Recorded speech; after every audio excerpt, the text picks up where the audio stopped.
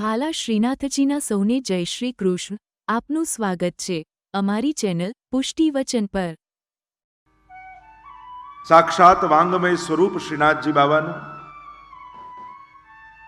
જે 12 અંગ શ્રીનાથજી બાબાના, એવા જ 12 સ્કંદ શ્રીમદ ભાગવતના.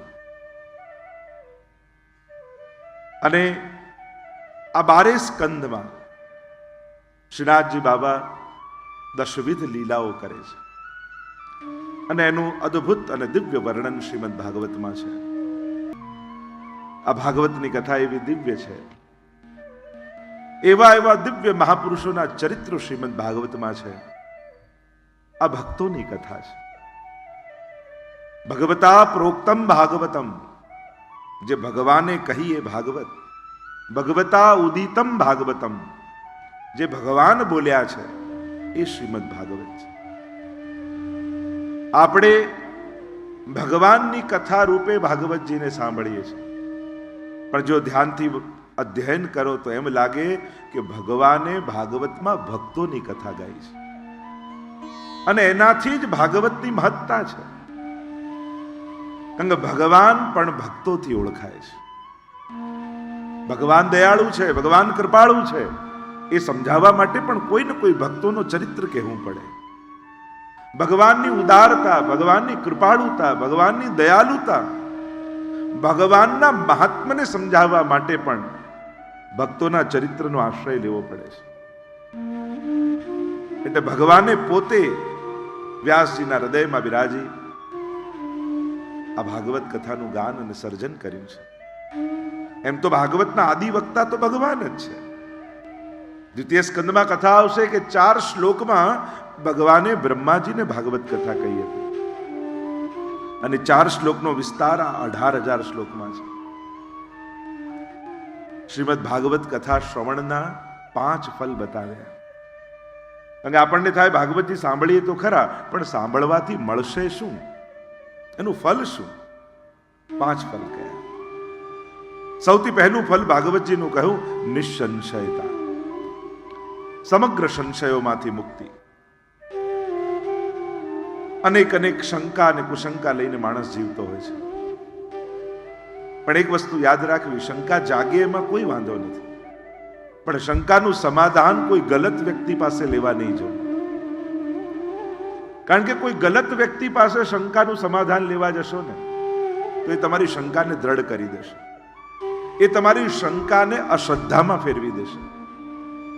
આપણા બધાની તકલીફ સમાજની એ હોય છે, શંકાઓ સાચી હોય છે પણ સમાધાન ગલત જગ્યાએ લેવા જતા હોઈએ છે.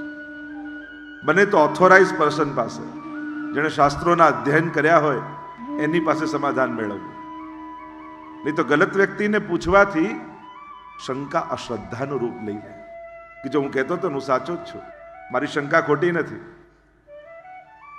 અને એટલા માટે જેને પોતાને જ્ઞાન હોય એને પૂછવું.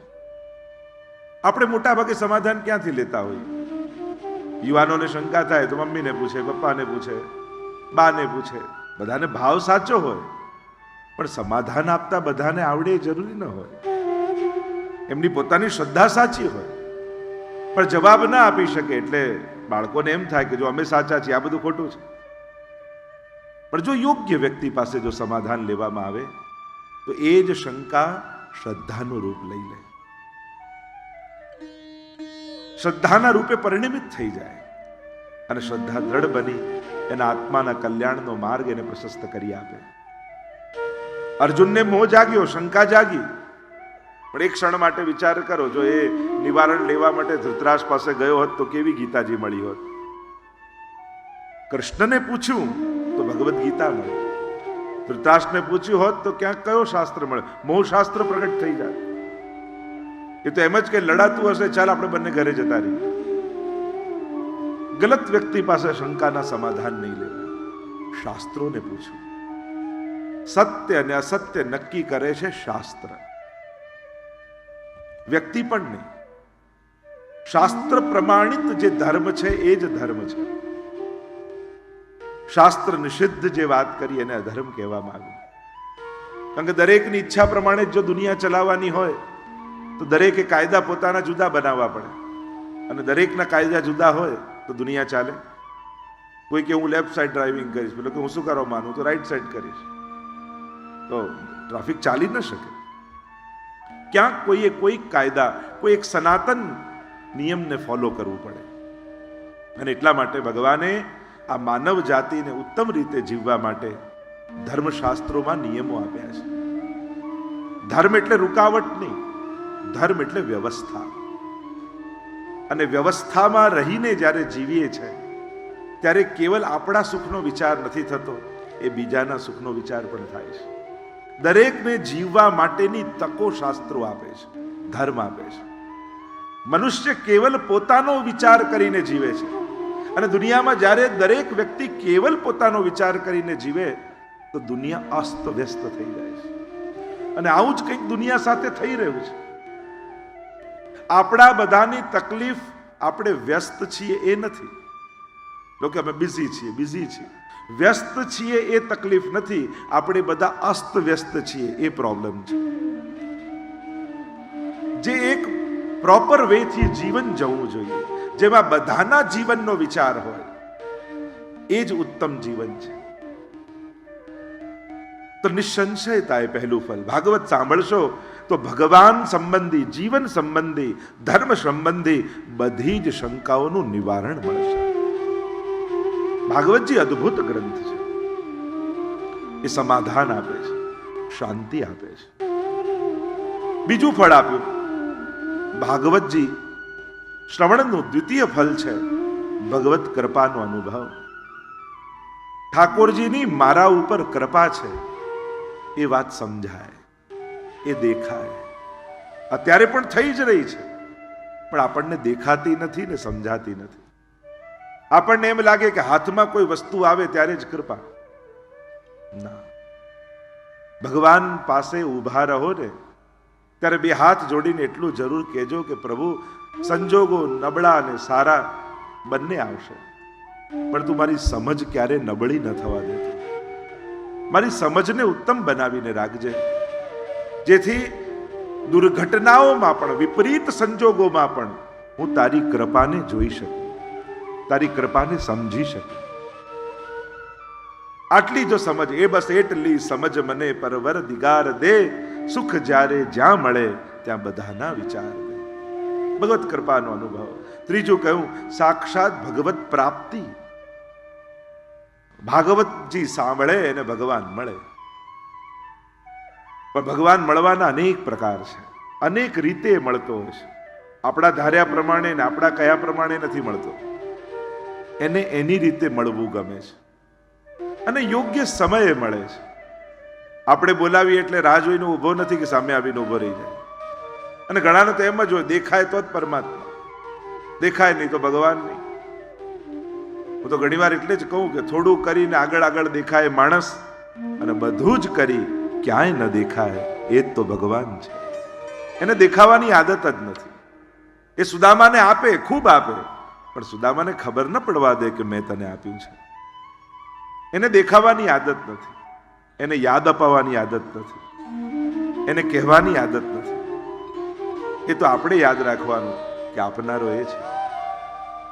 ભગવત પ્રાપ્તિ થાય ભાવ રૂપે, પ્રેમ રૂપે, આનંદ રૂપે.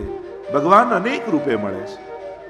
પ્રેમ હરિ કો રૂપ હૈ, જો હરિ પ્રેમ સ્વરૂપ, એક હોય દ્વય યો લસે, જો સૂરજ અરુધુ. આ બધા જ સમાનાર્થી શબ્દો છે. એને કૃષ્ણ કહો, એને આનંદ કહો, એને રસ કહો, એને પ્રેમ કહો, આ બધા જ સમાનાર્થી રૂપે વપરાય શાસ્ત્રોમાં. અને એટલા માટે એ આનંદ રૂપ છે. એટલે તો નંદ ઘેર આનંદ ભયો એમ કહીએ છીએ. કાલે જોયું ને, સચ્ચિદાનંદ રૂપા, એ આનંદ રૂપ. નંદ ઘેર આનંદ ભયો, કારણ કે વેદમાં બ્રહ્મનું સ્વરૂપ જ કહ્યું, આનંદ માત્ર કરપાદ મુખો દરાદી. જે સર્વાંગ આનંદમય છે એ જ પરમાત્માનું સ્વરૂપ છે. અને એટલે જ નંદ ઘેર આનંદ ભયો કહીએ છીએ. પણ કયા નામે? તો કે જય કનૈયાલાલ, કૃષ્ણના નામે થયો છે એ જ આનંદ. અનેક રૂપે મળે. ચોથું કહ્યું ભગવાન કૃપા કરે. ભાગવતજી સાંભળવાથી અભયત્વ આવે છે, નિર્ભયતા આવે છે. અનેક ભયોથી ગ્રસિત જીવ કેટલા ભયો એને લાગેલા છે. અને સૌથી મોટો ભય શાસ્ત્રોમાં એમ કહે ને કે મૃત્યુનો ભય માણસને છે. હવે વિચાર કરો, જેણે મૃત્યુનો અનુભવ ક્યારે ન કર્યો હોય એ વસ્તુની બીક એને કેમ લાગે છે? તમે આગમાં દાઝ્યા હો તો તમને અગ્નિથી બીક લાગે કે આપણે બળ્યા. નાના બાળકને બીક ના હોય, કારણ કે ક્યારે દાઝ્યો ના હોય એટલે આપણે એને પકડવો પડે. પણ એકવાર દાઝી જાય પછી બીક લાગે ને. એટલે કે અનુભવ કર્યો હોય તો જ માણસમાં એ પ્રકારની ભાવના પેદા થાય. મૃત્યુથી માણસ કેમ ડરે છે? અનુભવ તો કર્યો નથી. તો કે ના, અનેક જન્મોથી એ મૃત્યુનો અનુભવ કરતો આવ્યો છે. એ જ પ્રમાણ છે કે એને મૃત્યુનો ડર લાગે છે. જો એને ક્યારે મૃત્યુનો અનુભવ ન કર્યો હોત તો મૃત્યુનો ભય એને ન હોત. બાળક અગ્નિથી દાઝે નહીં તો એને અગ્નિની બીક ન લાગે. એકવાર દાઝે તો ડરી જાય, દૂર રહે. એમ માણસ પુનરપી જનનમ પુનરપી મરણમ પુનરપી જનની જઠરે શયનમ, અનેક જન્મ જન્માંતરથી જન્મ મૃત્યુના ચક્કરમાં ફરતો ફરતો માણસ આજે આવ્યો છે. અને એટલા માટે અનેક વાર મૃત્યુની પીડાનો અનુભવ એણે કર્યો છે. એટલે મૃત્યુથી એ ડરે છે, એને ભય છે. ભાગવતજી એવી દિવ્ય ગાથા છે કે મૃત્યુના ભયથી મુક્ત કરી દે છે. મરને સે સબ જગ ડરે, મેરે મન આનંદ और मरने ही ते पाइए पूर्ण परमानंद. મૃત્યુને મહોત્સવ બનાવનારી આ કથા ભાગવતી કથા છે. મૃત્યુને મારી શકાતું નથી, મરણને મારી ન શકાય, મૃત્યુને મારી ન શકાય. મૃત્યુને કેવલ સુધારી શકાય છે. મૃત્યુથી કોઈ બચી શક્યું નથી, પણ જેણે મૃત્યુને સુધારવાની કોશિશ કરી છે એ તરી ગયા છે, અમર થઈ ગયા છે. અને એટલા માટે મૃત્યુથી ડરો નહીં. ભગવાન ગીતાજીમાં તો બહુ સહજ રીતે મૃત્યુને બતાવે. વાસાંસ જીર્ણાની યથા વિહાય નવાની ગૃહણાતિ નરોપરાય. જેમ જૂના કપડા પહેરીને માણસ નવા કપડા પહેરી લે, બસ આ જ મૃત્યુ છે. જેમ ઝાડમાંથી ખરેલા પત્તાઓ ફરી ઉગે, બસ આ જ મૃત્યુ. નવા જીવનની શરૂઆત એ જ મૃત્યુ છે. એમ આપણું દેહરૂપી કપડું ઘણાનું 10 વર્ષનું, ઘણાનું 50 વર્ષનું, ઘણાનું 60, ઘણાનું 80 વર્ષનું. આ જૂનું થયેલું કપડું કાઢી શરીર રૂપી અને નવું કપડું પહેરીએ, એ જ જન્મ મરણની ઘટમાળ છે. અભયત્વનું દાન ભાગવતજી કરે છે. જેણે ભાગવતજીની કથા સાંભળી છે એને મૃત્યુનો ભય રહેતો નથી. એના માટે મૃત્યુ પણ પ્રભુના મિલનની ઘડી હોય છે. કારણ કે આ દેહ છૂટશે તો આ જીવાત્મા પરમાત્માની પ્રાપ્તિ કરશે. પણ ઘણીવાર તકલીફ શું થાય, માણસ મૃત્યુને સુધારવાની ચિંતામાં જીવન સુધારવાનું જ ભૂલી જાય છે. મારું મરણ સુધરે એ ચિંતામાં જીવન સુધારવાનું ભૂલી જાય. જેણે જીવન સુધાર્યું છે એનું જ મૃત્યુ સુધરે છે. કોઈ એમ વિચાર કરે કે છેલ્લી ઘડીએ ભગવાનનું નામ લઈ લઈશું. આ શાસ્ત્રોમાં કહ્યું અંત સમય પણ ભગવાનનું જે નામ લે ભગવત પ્રાપ્તિ કરે, પણ છેલ્લે ઘડીએ ભગવાન યાદ આવવા બહુ અઘરા છે. એમને સ્મરણ નથી થતું. આખી જિંદગી જેની પ્રેક્ટિસ કરી હોય ને એ જ યાદ આવે. આખું જીવન જે કાર્ય કર્યું હોય એનું સ્મરણ થાય. પાંચમું ફળ કહ્યું ભગવત પ્રેમ. ભાગવત સાંભળવાથી ભગવાનમાં પ્રેમ જાગે છે. મુક્તિ સરળ છે, પુણ્ય સરળ છે, પણ ભગવત પ્રેમની પ્રાપ્તિ બહુ જ દુર્લભ છે. જેના પર પ્રભુની કૃપા હોય. ભાગવતજી ભગવત પ્રેમ આપનારો ગ્રંથ છે.